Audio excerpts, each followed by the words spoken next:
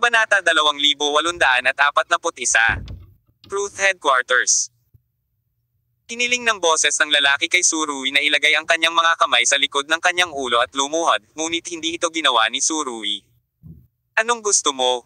Sinabi ni Surui, kailangan mo bang hayaan akong habarin ang aking pantalon at humiga sa kalsada kapag lumuhod ako?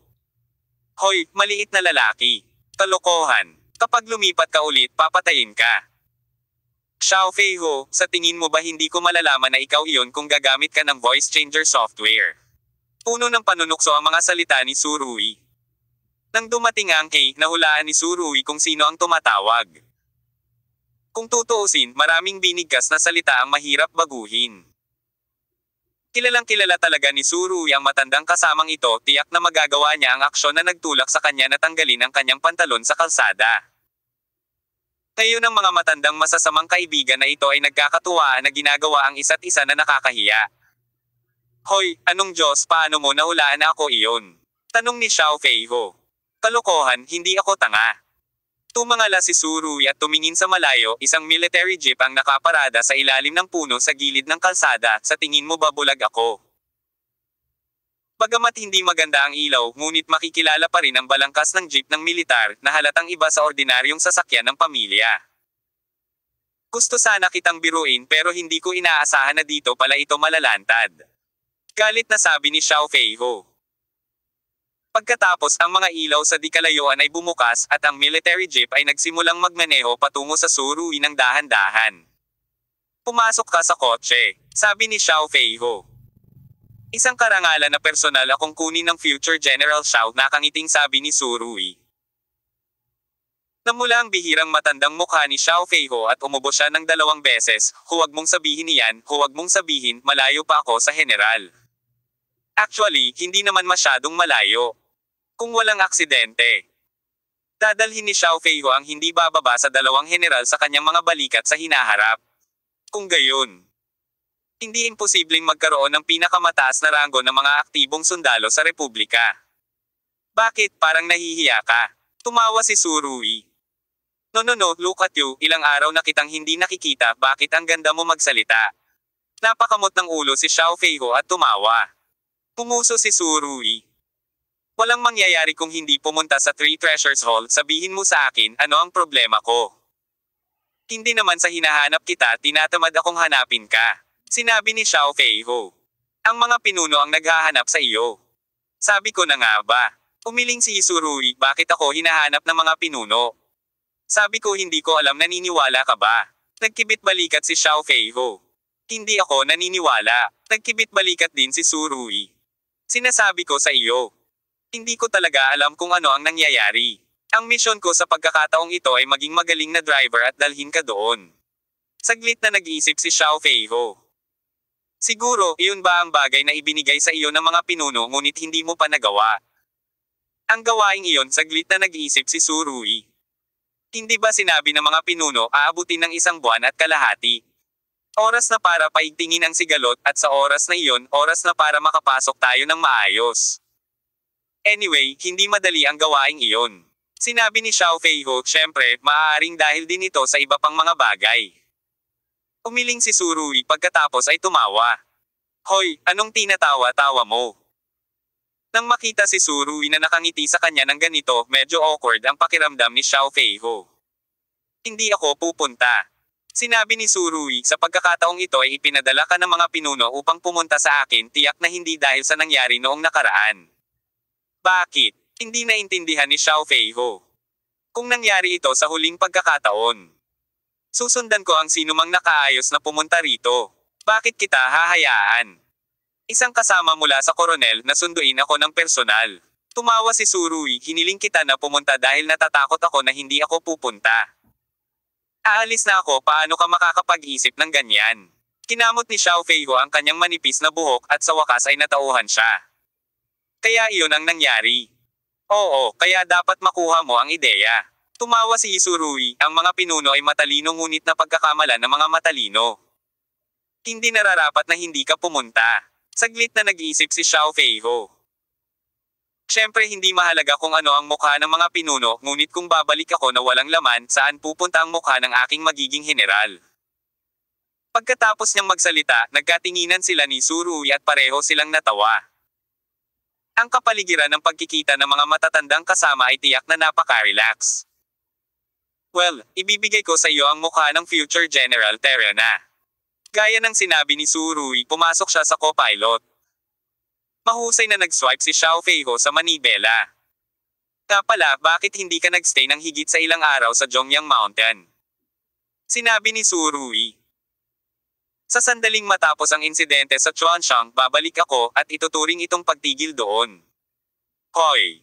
Hindi alam ni Xiao Feiho kung ano ang iniisip niya, ngunit muli niyang pinakawalan ang kanyang signature na tawa. Nakikita kitang tumatawa ng ganyan at siguradong masama ang intensyon ko. Umiling si Surui. Ang taong higit na nakakakilala sa akin ay ikaw. Sinabi ni Xiao Feiho, kamusta ka, tulog ka na ba? Galit na sinulyapan ni Surui si Xiao Feiho. Sino ang sinasabi mo? Sino pa? Tumawa si Xiao Feiho, ang dalawang master at apprentice sok-sok parang magkapatid. I'll go. I think you're suffering, right? Ano ang lahat ng gulo sa iyong ulo? Galit na sinabi ni Surui, huwag kang magbiro sa ibang bansa, wagas ang pakikipagkaibigan ko sa kanila. Anong relasyon niyan kay Chef Mei? Napangiti si Xiao Feiho at sinabing, naglalaro kayo bilang mga bayani para iligtas ang kagandahan ng sunod-sunod sa gitna ng Sichuan.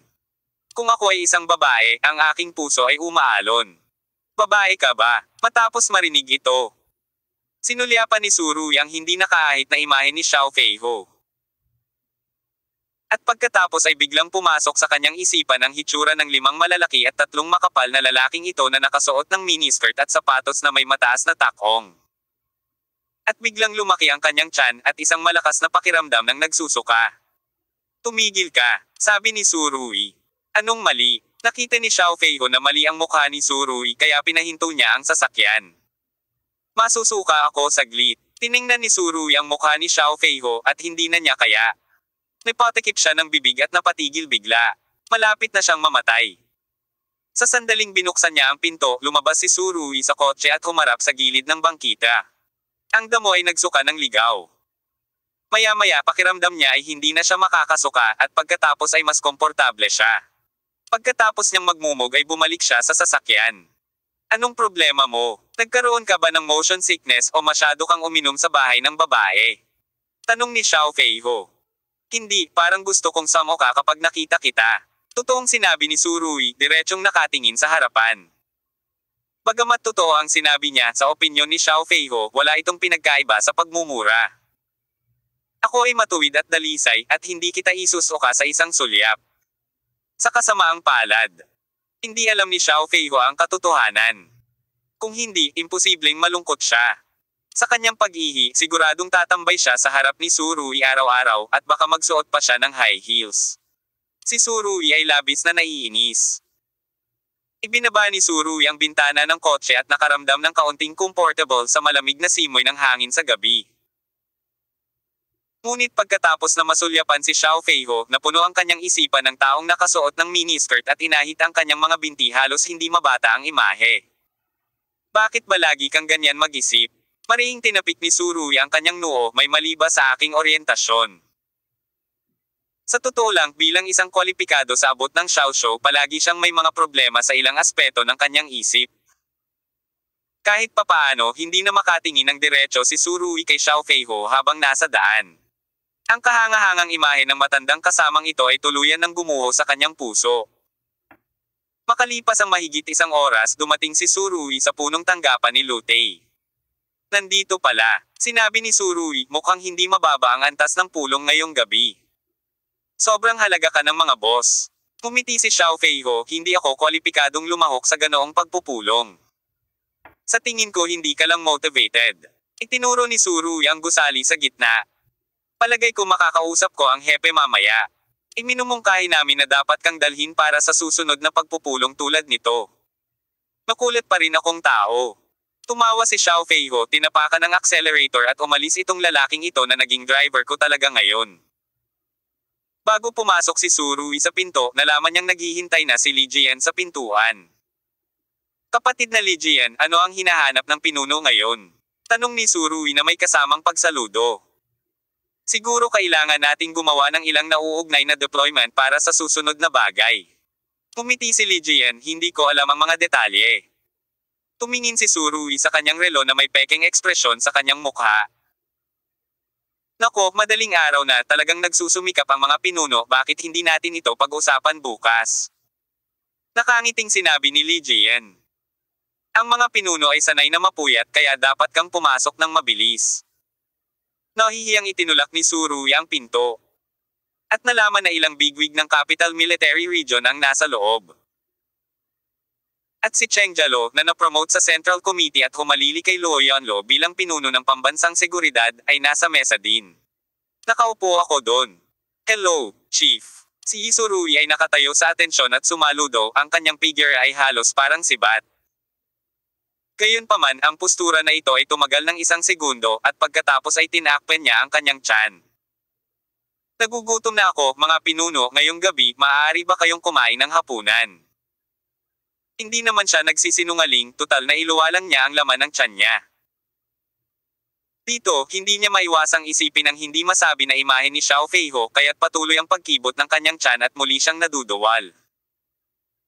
Nakita ni Zhang Yukan ang eksenang ito at sinabing, ikaw bata, kapag nakita mo kami, gusto mong samo ka, hindi ba?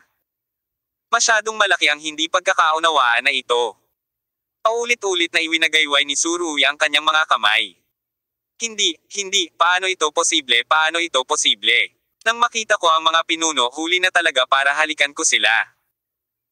Itinaas ni Zhang Yukan ang kanyang kamay at itinapon ang isang pakete ng compressed biscuits. Kung nagugutom ka, kainin mo muna ito. Lahat tama.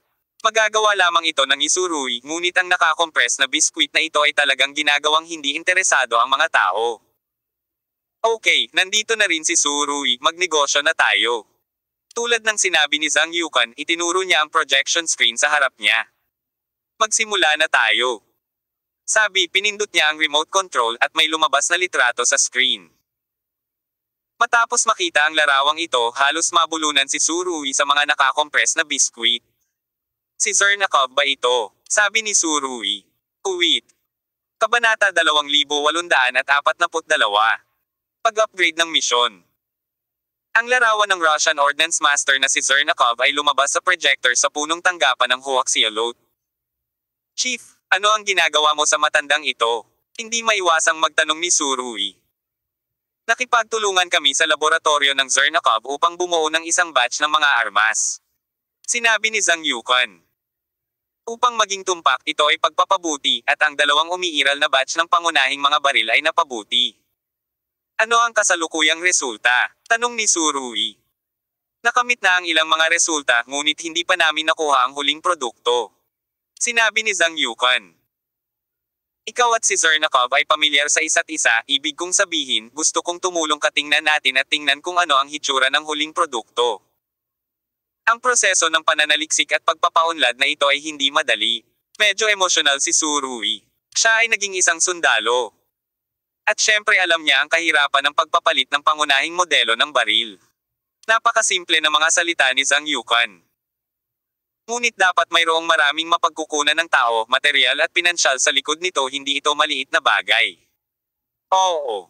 Napabuntong hininga si Zhang Yukan, hindi lamang mga baril, ngunit maraming bagay ang kailangang i-update ngayon. Ang mga pinuno ay nahihirapan din sa pamumuno. Malaki ba ang batch? Tanong ulit ni Surui. Ano sa tingin mo? Hindi direktang sumagot si Zhang Yukan, sa halip ay nagtanong. Ito ay walang alinlangan na may sagot. Sa napakaraming aktibong sundalo sa China, dapat napakalaki ng batch na ito. Actually, wala lang. Orihinal na pinlano kung pumunta sa Europa sa malapit na hinaharap. At pagkatapos ay pumunta sa Zernakov. Hinahanap ko siya sa ibang bagay. Sinabi ni Surui, kaya, ang mga pinuno, talagang nakahanap ka ng tamang tao. Kailan ka aalis? Makalipas ang 3 o 4 na araw. Napakurap si Surui, may isang batang babae na gagamit ng kanyang pribado. Dinala ko roon ng eroplano, kaya sa pagkakataong ito, hindi ko na kailangang gumamit ng pampublikong pondo para ibalik ang mga gastos sa paglalakbay. Mula sa iyong katawan, ito ay talagang bihirang makakita ng gayong kamalayan. Nagtawanan ang ilang pinuno. Nang makitang madaling sumang-ayon si Surui sa bagay na ito, si Zhang Yukan ay nasa napakagandang mood din. Mayroon pa akong kaunting pagdududa. Ibinaba ni Surui ang nakakompress na biskwit at sinabi, kung mayroon kang anumang mga katanungan pag-usapan ito. Pumigop ng tsaa si Zhang Yukan at nirefresh ang sarili. Bakit hindi maibigay ang napakalaking order sa domestic R&D team? Sabi ni Surui. 3 dahilan. Sinabi ni Zhang Yukan. Kabanata 1. Ang mga uri ng baril na ito ay orihinal na binuo ni Zernakov. At magiging mas mahusay ang mga ito kung ibibigay ang mga ito sa kanya para sa pagpapabuti. Kabanata 2.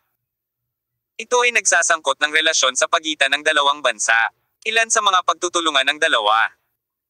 Dapat mong unawain kahit na hindi ko ipaliwanag ang mga pagtutulungang ito. Kabanata 3. Ang pagbibigay sa lokal na pananaliksik at pagpapaunlad, ang ikot ay maaaring medyo mahaba at ang gastos sa pananaliksik at pagpapaunlad ay magiging mas mataas ng naaayon.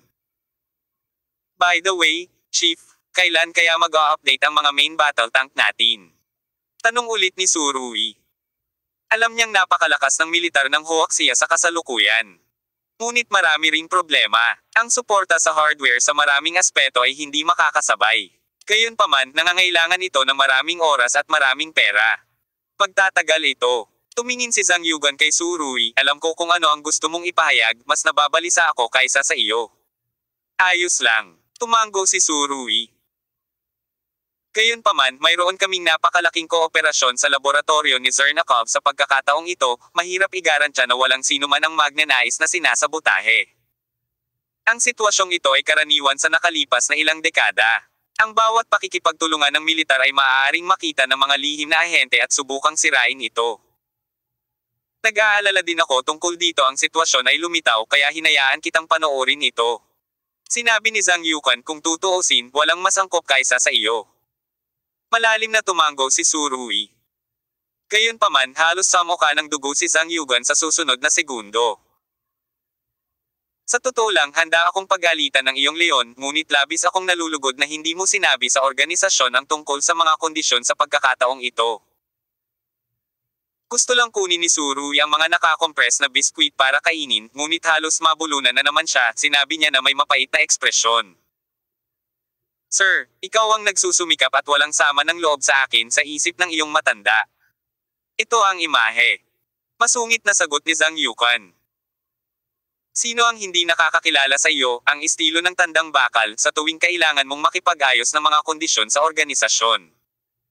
Medyo naramdaman ni Surui ang injustice. Kung gayon, kailangan kong gumawa ng ilang kondisyon sa iyo sa pagkakataong ito. Ngumiti si Zhang Yukan pagkatapos ay tinawag si Li Jian. Hayaan ang kantin na magluto ng pansit gabi na. Halika at lahat, ang pagdaragdag ng mga dagdag na pagkain ay itinuturing na isang reward para sa Surui. Mas mapait ang mukha ni Surui.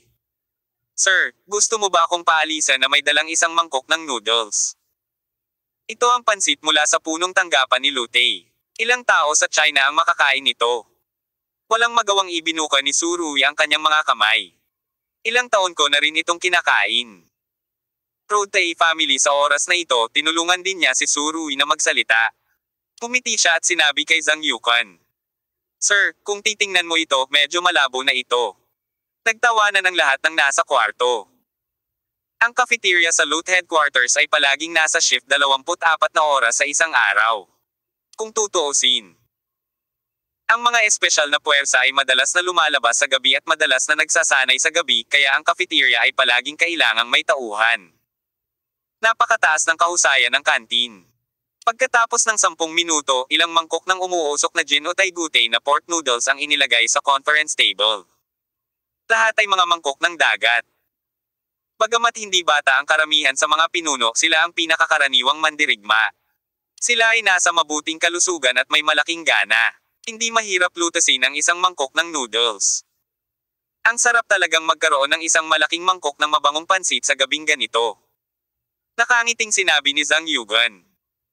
Lahat kumain ng mabilis, may mahalagang bagay na dapat pag-usapan pagkatapos kumain.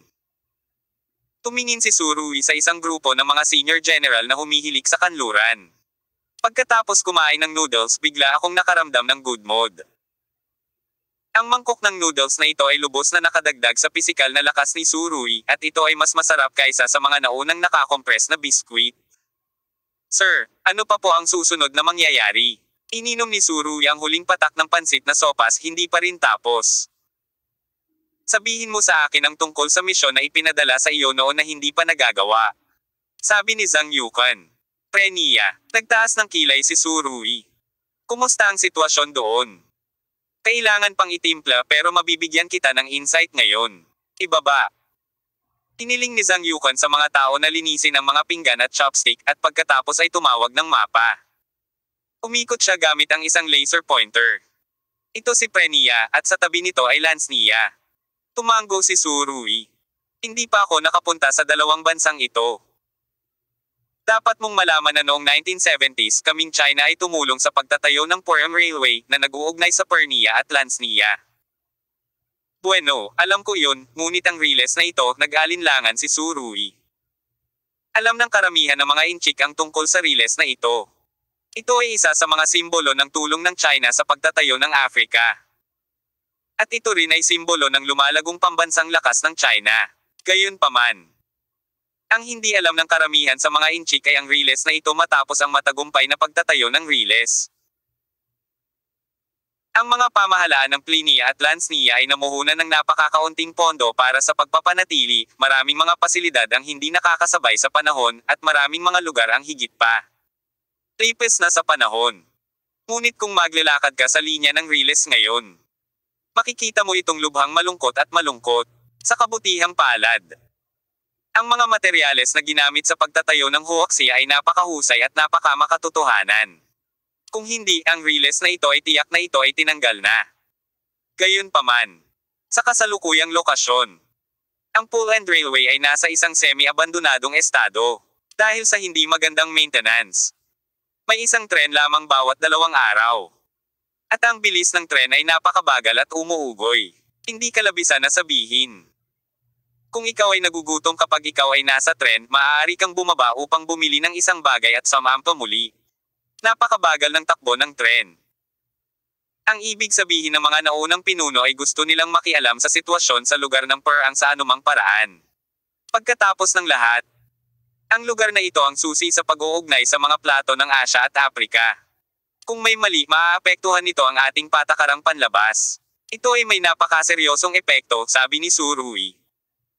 Kahit na hindi ipaliwanag ni Zhang Yukan kung ano ang misyon noon, halos mahulaan niya ito ng malinaw. Ang diplomasya ay hindi kailanman naging isang simpleng bagay. Kinakailangan na magkaroon ng pangmatagalang pangitain. Kung ang isa ay hindi sinasadyang lumihis, maaaring mahirap na mabawi ang halaga ng 10 beses mamaya. Ang lugar ng pulan ay talagang mahalaga. At ang huaxia ay dapat makialam sa sitwasyon dito sa pamamagitan ng ilang uri ng channel kung tutuusin. Mula sa isang diplomatikong pananaw, ang huaxia at ang dalawang bansang ito ay naging mabuting magkapatid sa loob ng maraming taon, at ang tulong ay hindi kailanman makukuha. Higit na imposibleng panoorin ang kanilang domestic na sitwasyon sa kaguluhan. Oo, naisip namin ito dati, ngunit ngayon ayon sa ulat ng Institute for Policy Studies, gumawa kami ng ilang mga bagong estratehikong pagbabago. Sabi ni Zhang Yukan. Sir, magsalita ka naman. Si Surui ay naging seryoso. Sa totoo lang, sa tuwing nagtatrabaho siya para sa bansa, hindi magiging malabo si Surui. Alam niya ang kahalagahan ng lugar ng pulen. Kumuha ng hugis. Ang laser pointer ni Zhang Yukan ay gumuhit ng isang linya sa screen ng projection. Ito ang Pulan Railway, ang layunin namin ay buhayin ang riles na ito. Hayaan ang Pull and Railway na mabuhay muli.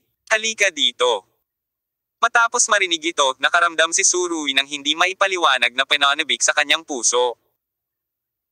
Ang bawat isa na nakaranas ng panahong iyon ay may isang uri ng pagpapalagayang loob na hindi maipahayag sa mga salita.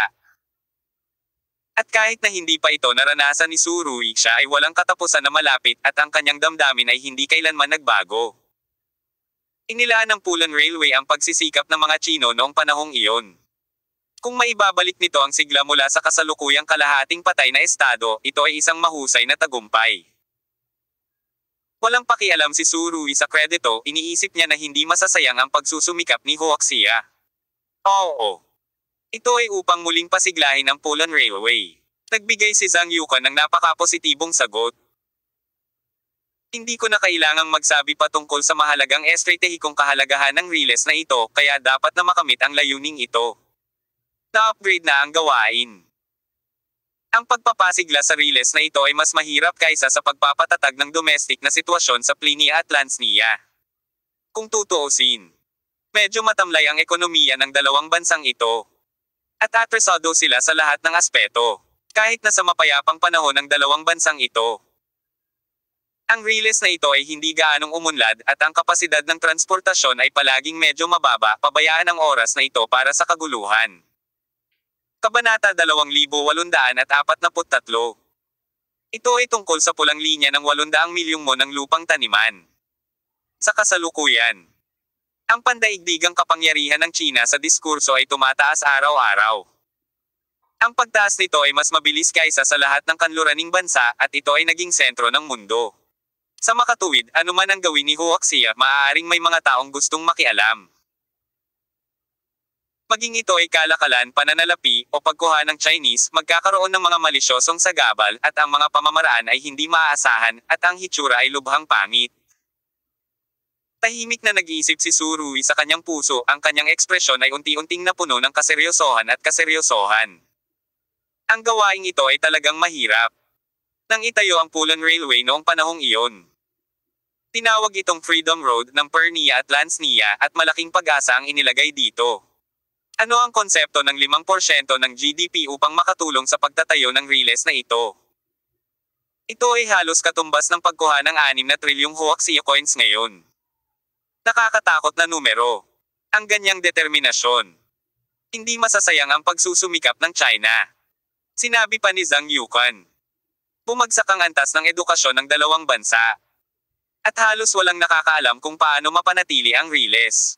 Bukod dito, ang kalidad ng maraming tao ay masyadong mahirap. Maraming tao ang nagbuwag sa mga Riles at lalagyan ng bagon at ipinagbili ang mga ito para muling ibenta. Nang maglaon, pilit na binago ng mga elite sa politika sa dalawang bansa ang nauugnay na mga batas sa pagtatangkang isa pribado ang Riles.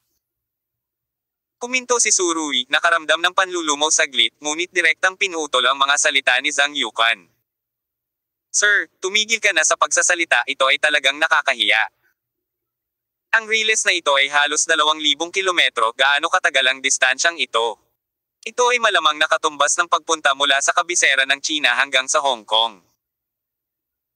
Sa panahong iyon, upang makatulong sa pagtatayo ng Riles na ito, 68 manggagawa sa konstruksyon ng Huaxia ang hindi na bumalik. Ngayon, ang Riles na ito ay inihagi sa estadong ito ng dalawang bansa. Paano ito magiging karapat-dapat sa pagsusumikap ng Huaxia? At paano ito magiging karapat-dapat sa diwa ng 68 manggagawa? Ang dating African Freedom Road ay kinakalawang at sira-sira na. Kung bubuhayin itong Poland Railway, kailangang pangalagaan ang mga patakaran, tulong, sitwasyon, ekonomiya, at iba pa. Si Su Rui ay gumawa ng isang simpleng pagkalkula at naramdaman na ang kanyang ulo ay medyo malaki.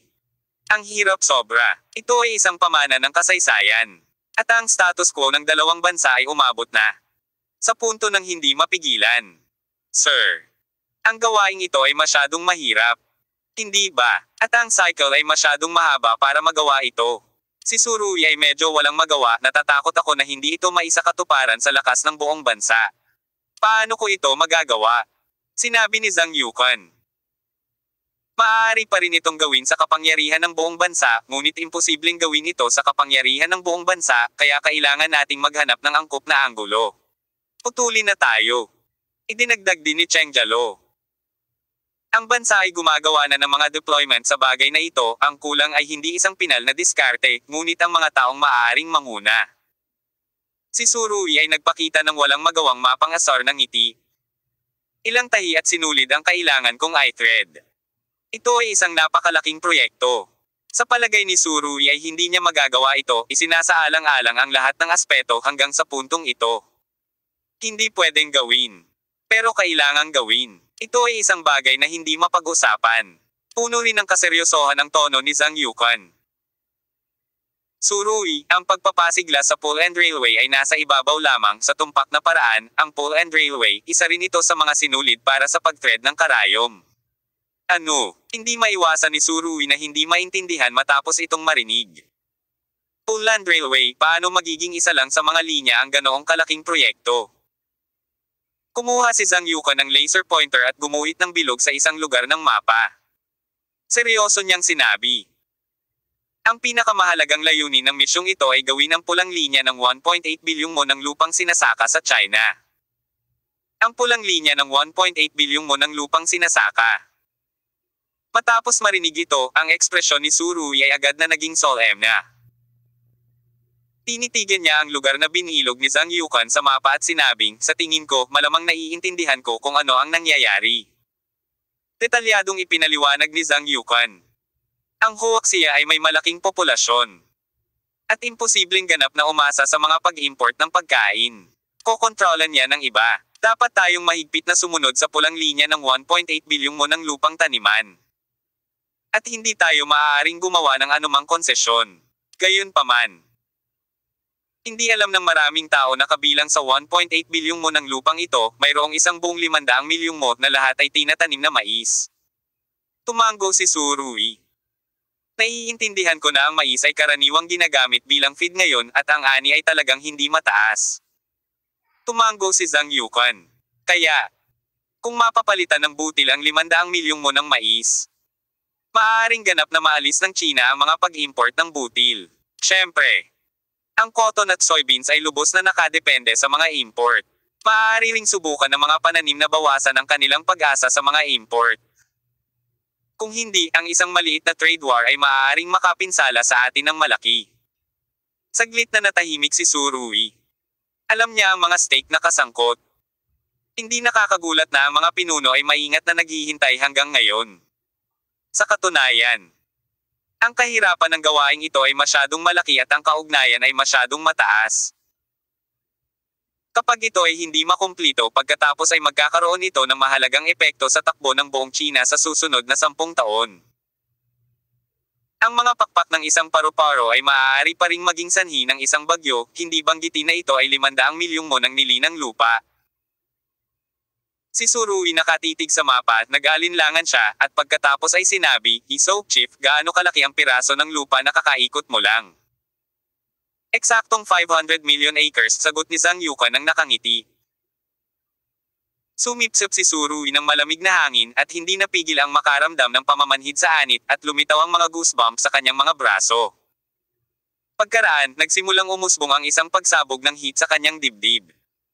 Oo. Ang pamamahala sa isang bansa ay hindi kailanman magiging kasing simple ng tila sa ibabaw. At ang mga pinuno ng bansa ay kailangang isaalang-alang ang lahat ng aspeto tulad ng gawain sa panahong ito, maaaring hindi maisip ng mga ordinaryong tao ang gayong anggulo. Ang ating bansa at ang Pliny ay mabubuting magkakapatid. Kahit nasa ibabaw, sabi ni Zhang Yukan. Ang piraso ng lupa na kakaikot ko lang ay eksaktong 500 milyong mo at ito ay 500 milyong mo. Ang 100 milyong mo ng kaparangan ay lubhang angkop para sa pagsasaka. Napabuntong hininga si Surui.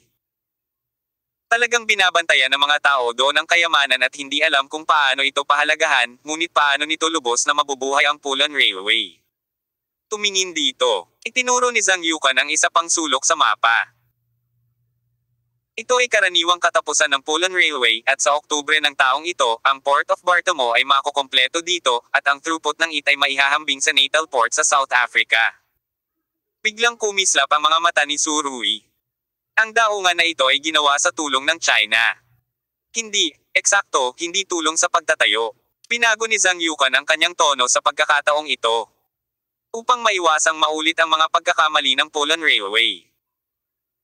Sa pagkakataong ito, sa ibabaw, mukhang walang interes na pautang para sa tulong sa konstruksyon, ngunit sa katunayan, kontrolado ito ng lahat Chinese capital. Si Surui ay huminga ng hangin at muling bumaantong hininga sa pananaw ng nangungunang pamamahala. Hindi mo ba susulid ang karayom? Sa kasong ito, ang mga riles, daungan, at 500 milyong mo ng lupang taniman, hindi ba magkakadugtong ang mga karayom at sinulid? Ang dahilan kung bakit ang Poland Railway ay tumanggi at ang kapasidad nito ay lubhang nabawasan sa simula ay may isang mahusay na kaugnayan sa pagpapalaya ng South Africa. Tinalo ng mga daungan at transportasyon sa kalsada ang Riles, ngunit nang makumplito ang Port of Bartamo, nagbago ang lahat. Naging iba na, idinagdag ni Cheng Jielo. Ang buong pattern ng silangang Africa ay sasailalim sa malalaking pagbabago. Naiintindihan ko, huminga ng malalim si Surui at sinabing, gamit ang throughput capacity ng Bartamo Port upang mapataas ang kapasidad ng transportasyon ng Poland Railway. Habang binubuhay ang lokal na ekonomiya. Ang lahat ng 500 milyong mo ng arable land sa tabi ng Poland Railway ay ganap na magagamit. Nalubos na magpapagaan sa pressure sa pag-import ng butil ng China. Simula noon ay magkakaroon na rin ng higit na kapangyarihan si Huaxia sa international arena. Naiintindihan ni Surui na kung ang 500 milyong mo ay maaaring ganap na mabuo, kung gayon sa mga tuntunin ng pagkain, ang China ay hindi na sa ilalim ng panggigipit ng iba. Tulad ng para sa Riles na ito. Ang ito ay nagbibigay ng natural na kondisyon sa transportasyon para sa 500 milyong mo ng lupang taniman. Kapag ang Port of Bartamo ay opisyal na inilagay sa operasyon, ang lahat ng ito ay mabubuhay. Hindi mapigilan ni Surui na makaramdam ng malalim kapag nakita niya ang lugar na ito.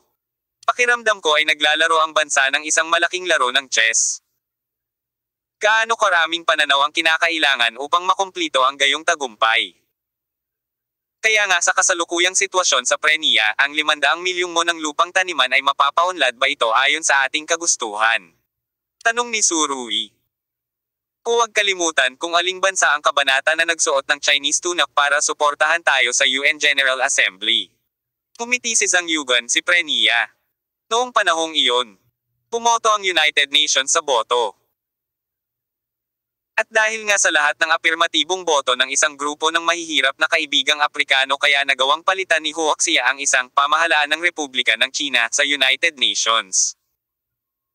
Sa ganitong paraan tila pambihira rin ang kahalagahang pampulitika ng tulong para sa pagtatayo ng Poland Railway. 500 milyong mo ng lupang taniman. Huminga muli ng malalim si Surui at tumayo sa harap ng mapa. Iniunat niya ang kanyang daliri at sinenyasan ito mula sa daungan ng Bartamo hanggang sa dulo ng Riles at pagkatapos ay sinabi, kung matagumpay na matatapos ang daungan na ito, kung gayon ang ekonomiya ng dalawang bansa ay lubos na mapapabuti. May mga pagbabagong magaganap at sa katagalan ang pagbabagong ito ay tiyak na makayanan. Kaya ang gawain ay mahirap, sabi ni Zhang Yukan.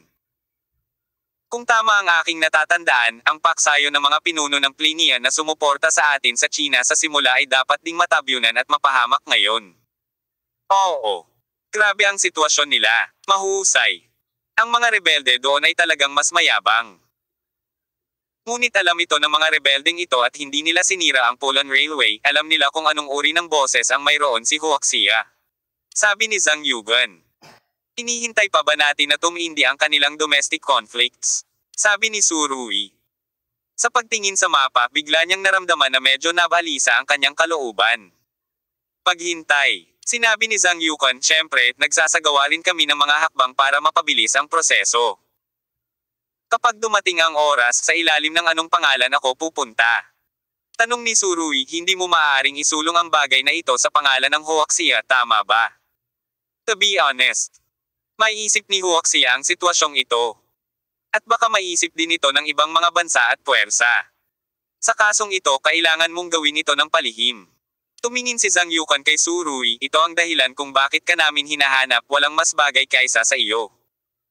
Nagtaas ng kilay si Surui at tumawa. Sir, kukunin mo ba muli ang templo ng araw? Kabanata 2844. Magandang pangalan ang tawag sa apoy. Ilang bagay tulad ng pagtulong sa pag-unlad ng Prenia at Lansnia, ang China ay maaaring gawin sa ngalan ng gobyerno.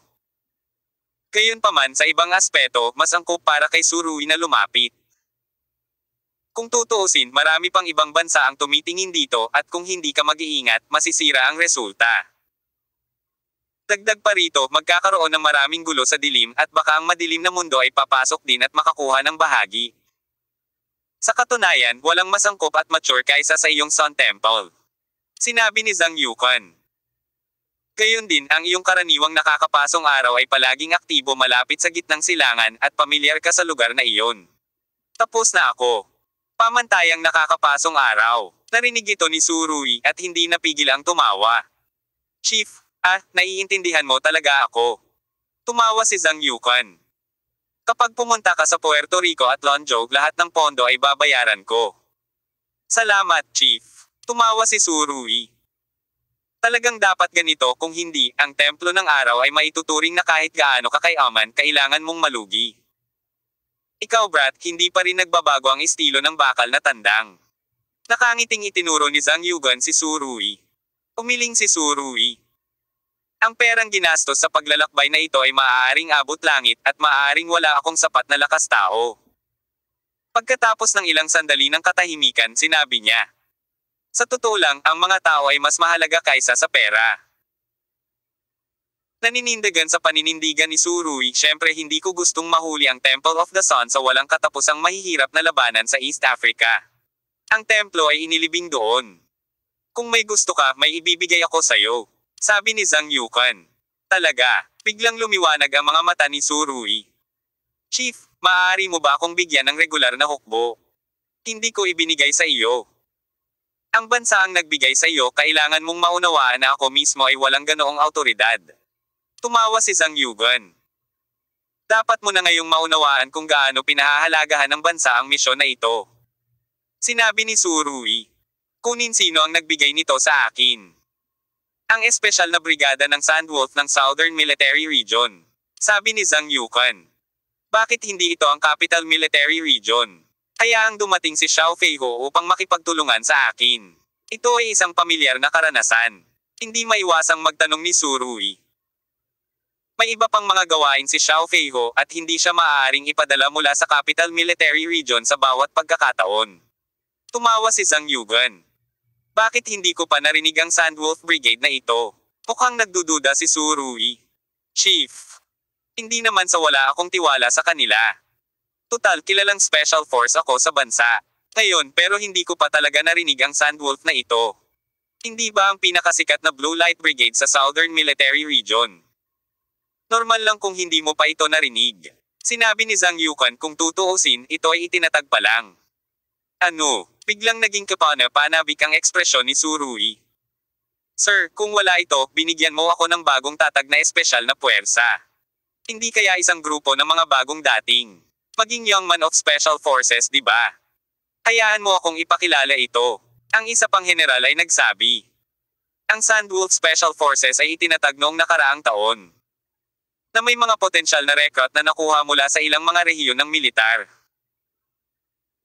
Nabuo pagkatapos ng mahigpit na pagpili, sila ay nahasa sa loob ng higit sa isang taon at kailangan nila ng larangan ng digmaan para sila ay makapag-ehersisyo ng maayos. Panipi. Mahigit isang taon pagkatapos ng pagkakatatag. This time is really too short. Bahagyang ibinaba ni Surui ang kanyang mga labi at sinabing. Higit pa rito, ang mga hindi pa nakapunta sa larangan ng digmaan at ang mga nakipaglaban ay ganap na magkaibang mga bagay. Totoo ang sinabi ni Surui. Ngunit pagkatapos ng isang paghinto, nagpatuloy siya. Kaya lang paano ang pangkat na ito ay nakuha mula sa ilang mga pangunahing rehiyon ng militar sa bansa. Ito ay isang mataas na pamantayan. Hindi naman talaga mababa ang specifications. Kaya mataas ang pag-asa namin sa team na ito. Bagamat lahat sila ay bagong miyembro ng Special Forces. Lahat sila ay elite sa mga elite. Nabigo ka. Tumingin si Zhang Yukan kay Surui at ngumiti, ang posisyon ng kapitan ay bakante pa rin. Biglang binigyan ni Surui ng maingat na tingin si Zhang Yugan. Siya ay masigasig at agad na naamoy ang ibang lasa mula sa mga salita ni kasamang Zhang. Sir, huwag niyo po akong bigyan ng ideya. Sinabi ni Surui, masyado akong abala para gawin ito. Tulad ng sinabi mo kanina, medyo mataas ang specifications ng special force na ito at natural na kailangan nito ng mataas na opisyal na mamumuno dito. Nakangiti pa rin si Zhang Yukan. Ngunit mahinang nakita ni Surui ang isang malaking hukay na dahan-daang nabubuo sa kanyang harapan. Ulo, ito nagtaas ng kamay si Surui, seryoso, sinabi niya. Tubos kong inirerekomenda ang isang tao na kunin ang posisyon ng kapitan, iyon ay kasamang Xiao Feiho, ang mabuting anak ng mga tao at ang mabuting sundalo ng bansa. Sa kritikal na sandali, maaari lamang ibenta ni Surui si kasamang Lao Xiao. Pagkatapos ng lahat, ang mabubuting kapatid ay maaaring gamitin upang harangan ang mga bala sa oras na ito.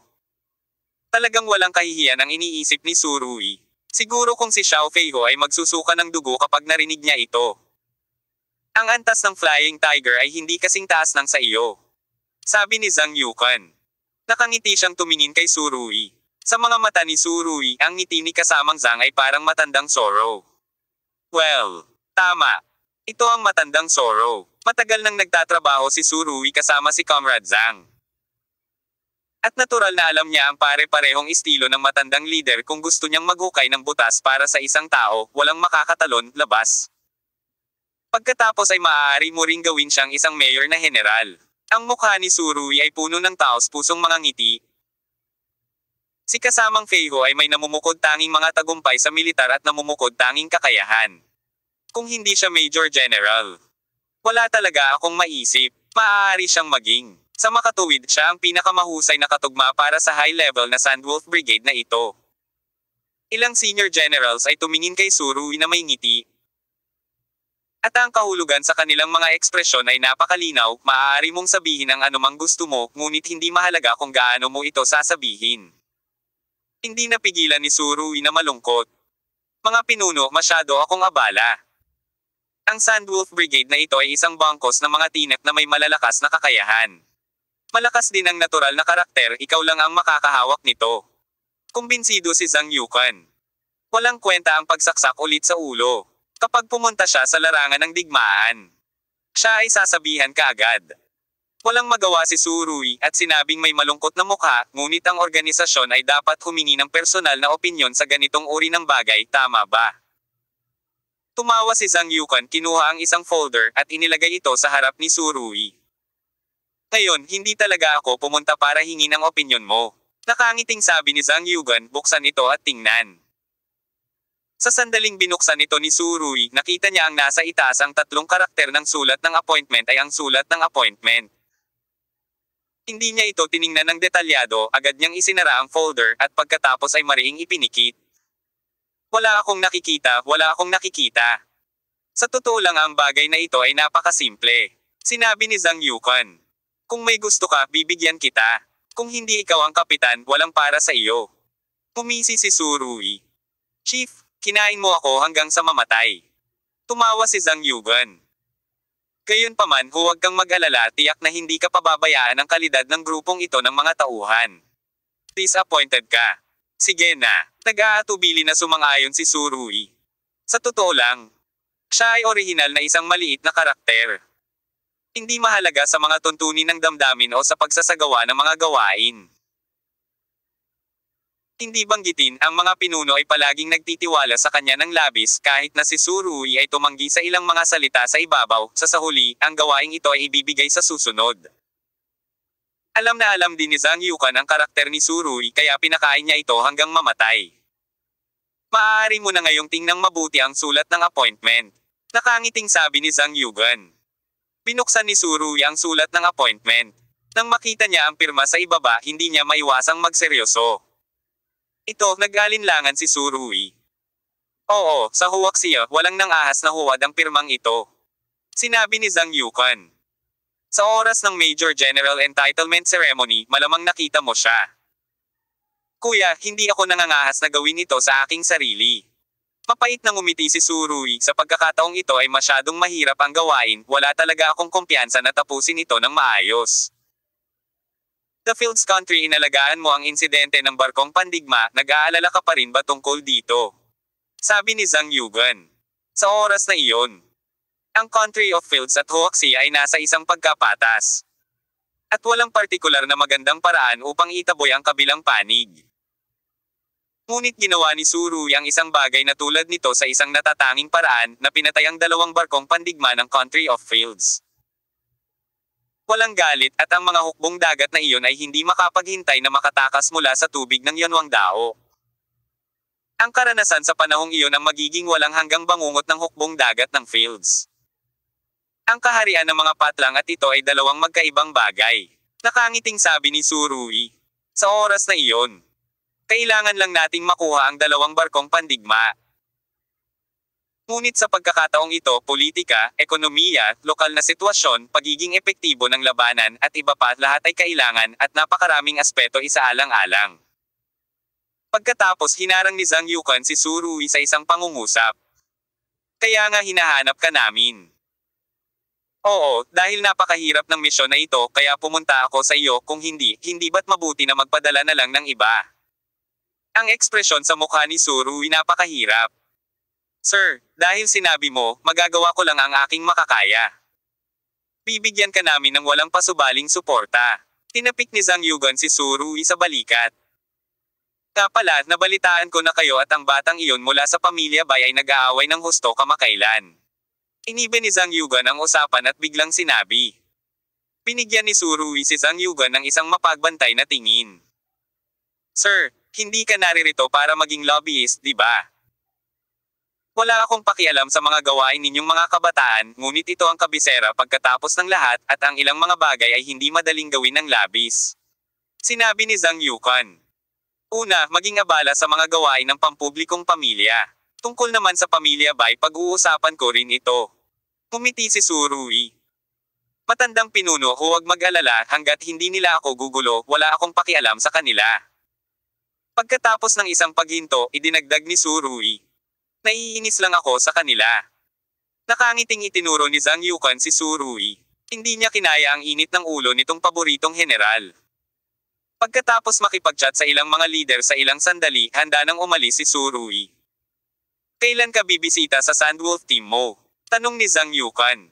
Huwag kang mag-alala. Hindi ba't malayo pa ang mararating bago ang misyon na ito? Sinabi ni Su Rui, pupuntahan ko muna si Zernakov at titiyakin ang ganap na kaligtasan ng pangkat ng mga armas na iyon. Talagang wala siyang gaanong pagmamahal sa Sandwolf Brigade na ito at pakiramdam niya ay hindi gaanong kaaya-aya ang pangalang Sandwolf. Commander, maaari bang baguhin ng pangkat ng mga espesyal na puwersang ito ang pangalan nito? Anong gusto mong palitan ng pangalan? Nakangiting sabi ni Zhang Yukan, kung hindi mo ito gusto, maaari mo talagang baguhin ito, may karapatan kang pangalanan ang sarili mo. Alab. Mataimtim na sinabi ni Su Rui, Flame Special Operations Brigade, magandang pangalan iyon. Kabanata 2845. Paggalugad sa kanyang ibaba. Pagkatapos umalis sa punong tanggapan ni Luther, si Su Rui ay gumala-gala sa kalye ng mag-isa sa mahabang panahon. Kahit na ang mga bagay sa Prenia at Lansnia ay tila hindi nalalapit sa ibabaw, kapag ang mga ito ay aktwal na ipinatupad, mayroong masyadong maraming pagpaplano ng maaga. Nakatingin sa kalangitan sa gabi na halos walang bituin, mahinang bamaantong hininga si Su Rui at sinabi sa kanyang sarili. Sana sa oras na iyon, ang mundo ng kadiliman ay wala ng bahagi. At ngayon tila magiging katotohanan ang pag-aalala ni Su Rui. Hindi banggitin na ang ilang mga bansa sa maliwanag na mundo ay makakamit ang kanilang mga layunin sa pamamagitan ng ilang mga organisasyon at puwersa sa madilim na mundo. At ang ilang iba pang malalaking kapangyarihan mula sa madilim na mundo ay maaaring hindi sumuko. Hindi naiwasang isipin ni Su Rui ang kanyang mga naunang alalahanin kung isasaalang-alang ang iba't ibang salik. Malaki ang posibilidad na magkakaroon ng malaking kaguluhan sa madilim na mundo. At ang kaguluhang ito ay magdudulot ng pagbabago sa maraming Diyos. Sa puntong ito, ang mga paghatol ni Su Rui at Birhoff, ang hari ng katalinuhan, ay pare-pareho. Sa bagay na ito, si Zeus ay mayroon ding mga kaugnay na hula, ngunit hindi niya alam kung paano siya naghanda para dito. Panandali ang tinansya ni Su Rui ang oras kung kailan malamang na mangyari ang kaguluhan. Bigla niyang naramdaman na medyo bumigat ang idiniin sa balikat niya. Death Temple, ibinulong ni Su Rui ang mga salitang ito at hindi siya masyadong nakaramdam nito. Ang Diyos ng kamatayan ay nagpakita na. At ang kanyang lakas ay mapangahas. Kung ang Temple of the Sun ay mapupunta sa East Africa. Ang kilalang madilim na organisasyong ito ba ay target din ng East Africa at malalampasan ito mula sa likuran. Para sandutan ang chrysanthemum ng Sun Temple. Alam ni Su Rui na maraming puwersa sa madilim na mundo ang hindi sanay sa templo ng araw. Masyadong mabilis ang bilis ng kanilang pagbangon kaya naman naiinggit ang mga tao. Mukhang hindi nasaktan ni Su Rui ang maraming tao, ngunit sa katunayan hindi ito ang kaso. Ang kanyang pagbangon ay hamarang sa daan ng maraming tao. Kung babasahin muli ang madilim na mundo, tiyak na magiging madugong bagyo na naman ito. Ang mga mata ni Surui ay kumislap ng liwanag. Mukhang ngayon na kung ang pag-shuffling na pag-uugali ay magagawa ng mas maaga kung mangyari ito ay talagang isang magandang bagay. Panipi. Sa mga oras na ito, naisip niya ang lagusan na pinadalhan niya ng lihim na pagtatayo sa loob ng lungsod ng kadiliman. Si Zeus, ang mayabang na tao, ay talagang iniisip na ang lungsod ng kadiliman ay matatag sa ilalim ng kanyang pamamahala. Ang katotohanan ay talagang malayo dito. Biglang nalungkot si Surui. Habang naglalakad, sinisipa niya ang mga bato sa kalsada para siyang teenager. Ang kabataan ay lumilipad, ang sitwasyon ay magulo at may mga kaguluhan. Mas mainam na gumawa ng isang maliit na trick at ilagay ng maaga ang huling labanan ng madilim na mundo sa East Africa. Isang ideya ang biglang lumabas sa isip ni Surui. Pagkatapos maging siya ay nabigla sa matapang na ideya. Ilagay ng maaga ang mapagpasyang labanan sa East Africa. Mukhang hindi tama iyon. Mabilis na itinanggi ni Surui ang kanyang matapang na ideya. Hindi. Pagkatapos ng lahat, ang mga bagay sa East Africa ay may kaugnayan sa pambansang patakarang panlabas ng China. Hindi ko maaaring samantalahin ang pagkakataong magsulat tungkol sa mga bagay sa madilim na mundo, naisip ito. Ni Surui at nagpa siya na pansamantalang iwaksi ang ideya, isip. Gayunpaman, ang ideyang ito ay tila nag-uugat, gaano man ito kahirap, hindi ito maitaboy, at ito ay lalo pang yumabong. Pagkaraan ng mahabang panahon, naramdaman ni Surui na ang mahiwagang kapangyarihan ng ideyang ito ay napakahusay, at sa wakas ay nag-aalangan na sinabi. Paano kung bigyan ko siya ng boto sa pagkakataong ito? Pagkatapos ng isa pang 3 araw sa kabisera, sa wakas ay natapos na ni Yinbi ang kanyang paglalakbay. Medyo nagulat si Surui na nakilala pa ni Yinbi si Su Tianqing sa panahong ito. Gayunpaman, tila makatwirang pag-isipan ito. Pagkatapos ng lahat, si Su Tianqing ay ang taong namamahala sa isang napakalaking higanteng sentral na negosyo at may malawak na hanay ng negosyo sa larangan ng enerhiya. Sa pag-iisip nito, hindi maiwasan ni Surui na makaramdam ng kaunting takot. Iniisip niya kung may plano ba si Su Tianqing na gawing kapatid na babae si Yinbi matapos siyang makita. Pawis na pawis si Reiko. Kung magpapatuloy ang mga bagay na ganito, sapat ba ang mana ng pamilyang Su para ipadala? Kahit pakyawan ang mga heirlooms na ito, family heirlooms din sila sa pangalan. Gayunpaman, dapat malaman ni Su Tianqing kung gaano kalalim ang tubig sa likod ng Yinbi, kaya malamang na hindi siya gagawa ng ganoong walang ingat na bagay. Ngunit nang lumingon si Surui, naisip niya, ang kanyang kapatid na babae, nakagawa ba siya ng ilang walang ingat na bagay sa mga nakaraang taon? Hi, Surui, magandang umaga. Si Surui ay nasa ulirat, isang Rolls Royce ang huminto sa kanyang harapan, si Yinbi na kamakaway sa likurang upuan. Sa pagtingin sa eksenang ito, halos mabulunan si Surui sa sarili niyang laway. Dahil naka-white chiffon shirt si Yinbi ngayon, nakasuot siya ng jade bracelet sa kanyang beckoning wrist. Pupunta ako. Sa sandaling ito, halos maghinala si Surui na nanliliit ang kanyang mga mata at mariing kinusot ang kanyang mga mata. Tama talaga ang nabasa niya. Si Yinbi ay may jade bracelet sa kanyang kamay. At ang jade bracelet na ito ay eksaktong kapareho ng ibinigay ni Su Tianqing kina Joanka at Lin Aoshu noon. Ang kulay at texture ng jade ay eksaktong pareho. Nang makita ang eksenang ito, halos umungol ang puso ni Surui. Anong international joke? Su Tianqing, Su Tianqing, magaling kong kapatid, sigurado ka bang hindi ka mamamakyaw ng jade? Nang makita si Surui na diretsyong nakatitig sa jade bracelet sa kanyang kamay, ngumiti si Yinbi at umiling. Uy, sa tingin mo ba maganda ang jade bracelet ko? Napakahirap ng ekspresyon ni Surui. Maganda, napakaganda, ngunit saan mo nakuha ang bagay na ito? Ibinigay ito ng isang kapatid na babae. Ngumiti ng matamis si Yinbi. Lalong naging mahirap ang ekspresyon ni Surui. May sinabi ba ang kapatid na iyon nang ibigay niya sa iyo ang pulse heiress na ito? Oo. Kumurap si Yinbi at sinabing, sabi niya may nakababatang kapatid siya.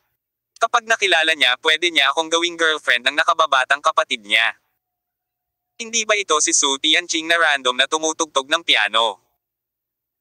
Naisip ni Surui na makikilala ni Su Tianqing ang kaseryosohan at alam ang masalimuot na background ng Yinbi. Kaya hindi siya gagawa ng gulo ng Mandarin Duck. Anong meron sa kanya ngayon? Bakit hindi niya hayaan ang sarili na maging tahimik? Alam ni Surui na si Su Tianqing ay nagmamalasakit sa kanya, ngunit ang ganitong uri ng pag-aalala ay halatang hindi katanggap-tanggap. Ano pa ang ginagawa mo? Pumasok ka sa kotse. Nakangiting sabi ni Yinbi habang inaalog muli ang bracelet sa kamay niya. Ayaw magsalita ni Surui, gusto lang niyang tumama sa pader. Anong klaseng kalokohan ito? Tara, sunduin natin si Jiang Shaoxi. Sabi ni Yinbi. Sigurado ka bang gusto mo siyang ihatid? Sinubukan ni Surui ang kanyang makakaya upang ayusin ang kanyang galit na kalooban at nagtanong. Actually, hindi akin ang desisyon na kunin siya o hindi. Pero ikaw, di ba? Bahagyang ibinoling ni Yinbi ang kanyang ulo at tinitigan ang mga mata ni Surui. May hindi maipaliwanag na amoy sa mga asol na mag-aaral na iyon. Hindi makayanan ni Surui ang ganitong uri ng titig, marahan siyang umubo ng 2 beses at medyo namula ang mukha ni Xiaobai. Sa oras na ito, gustong malaman ni Surui kung ano ang sinabi ni Su Tianqing kay Yinbi noon, ngunit nahihiya siyang magsalita. Ako si Surui ay agad na nag-transform kay Xiao Shou, nag-aalangan. Dinala ko lang siya para sa'yo. Napakurap si Yinbi, hindi ka ba nagpasya na dalhin siya sa Europa kasama mo? Hindi ko sinabi. Umiling si Surui na may mapait na ngiti sa kanyang mukha. Paano mo nalaman? Sa napakahabang paa na kagandahan, wala akong dahilan para pakawalan siya para sa iyo. Umiti si Yinbi, ipinahayag ang kanyang paghatol. Matapos marinig ito, halos samuka ng dugo si Surui. Iyan ba ang dahilan kung bakit mo dinala si Jiang Shaoxi para sa akin? Galit na sinabi ni Surui. Hindi ba ito isang gulo? Ilang araw ko lang siyang kakilala, pag-usapan natin. Hindi ko kailangan ng tulong mo kung hindi man ligaw sa kapatid ko. Biglang napagtanto ni Surui na medyo kakaunti ang mga taong nanggugulo sa Mandarin Duck para sa kanya. Ang mga tao ay mapagmahal sa iyo, sa tingin mo ba ay hindi ko nakikita iyon? Nakangiting sabi ni Yinbi. Hindi ako ang layunin niya. Malakas na tinapik ni Surui ang balikat ni Yinbi, ang ultimate goal ni Jiang Shaoxi ay Bai Qingchuan. Bagamat hindi ko alam kung bakit niya ginawa ito ay totoo. Hindi kasing galing mo si Bai Qingchuan. Naalala ni Yinbi ang hitsura ni Bai Qingchuan. Bagaman napakahusay din niya, mas masama siya kaysa sa iyo. Ito ay talagang wala, nakatagong papuri. Naramdaman ni Surui ang pag-init ng kanyang lumang mukha at sinabing talagang insightful ka. Sa palagay ko ay walang dahilan si Jiang Shaoxi para gawin ito. Naisip ito ni Yinbi at sinabing. Siya ay isang napakatalino na babae at tiyak na alam niya kung sino ang pinakaangkop para sa kanya. Sa bawat aspeto, mas mahusay ka kaysa kay Bai Qingchuan na iyon. Hindi ko pa narinig ang tungkol sa Jiang Shaoxi na ito dati. Bagamat isa siyang illegitimate na anak, kaya niyang i-manage ang sarili sa ganoong antas. Ang kakayahang ito ay hindi kayang abutin ng iba. Kahit na ako ito, maaaring hindi nito magawa, sinabi ni Surui. Nitong mga nakaraang araw. Ang ilan sa kanyang mga reaksyon ay nag-iwan ng malalim na impresyon sa akin. Naglakas loob akong sabihin na hanggat binibigyan mo siya ng sapat na mapagkukunan, tiyak na magiging mandaragit siya. Sa pagsasalita tungkol dito, huminto sandali si Surui pagkatapos ay idinagdag. Siguro, isa na talaga siyang hindi nakikitang mandaragit ngayon, ngunit hindi lang siya nagpakita. Hindi sapat yun para maging option. Ang dahilan ni Bai Qingchuan, sabi ulit ni Yinbi. Mas madali ito. Sinabi ni Surui siya ang natulog kay Bai Qingchuan. Jiang Shaoxi kinuha ang inisyatiba upang sundin Surui inamin. Ano ang ibig sabihin ng nasa kama? Anong edad na? Walang pag-aalinlangan na sinabi ni Yinbi.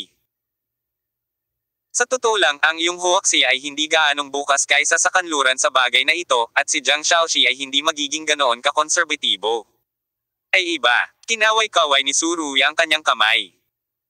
Sa kanyang kakayahan at karunungan, tiyak na hindi niya basta-basta ibibigay ang kanyang sarili.